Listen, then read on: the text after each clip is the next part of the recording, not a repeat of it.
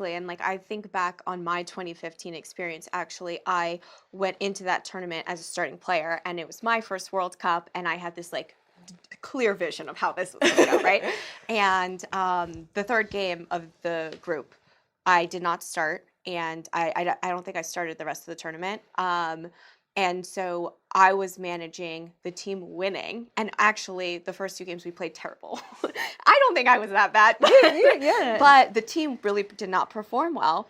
And then I was no longer playing, and then the team started like winning, right? And so I was dealing with the tension of not meeting my own expectation and then the team winning. And so that's where I think it gets really interesting, because like at the end of the tournament, everyone was like, Christen, World Cup champ. Yeah. And I was like, I honestly I cried through the most of that tournament, you know, because like no matter how selfless you are in a tournament, like you do have expectations for yourself.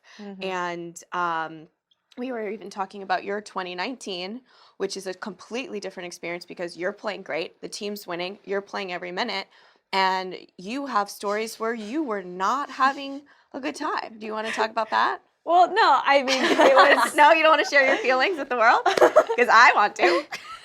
Well, I'll just say I don't cry that often. And I remember, and this is like kind of a testament to just the kind of amount of, I would say, like pressure and expectation of the moment. And I remember one game that we had played, we then had like a... Spain. It was Round of against 16. Spain, you're right. I remember it so well. Round of 16. And She we doesn't had... often cry. We had a meeting after where we were going over like what we could do better.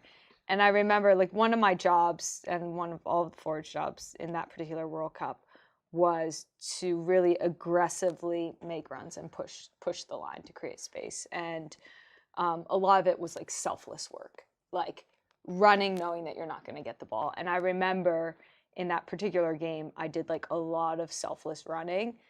And in that meeting, I remember Tony saying like something along the lines of like, Not good enough. It's not good enough.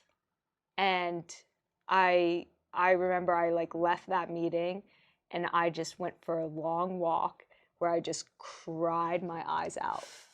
Because you didn't feel seen. I didn't feel seen, and I also felt like I was working so hard for the team to be successful. And to be fair, they did a good job seeing like selfless things in that group, but that was one moment where I just felt like a lot.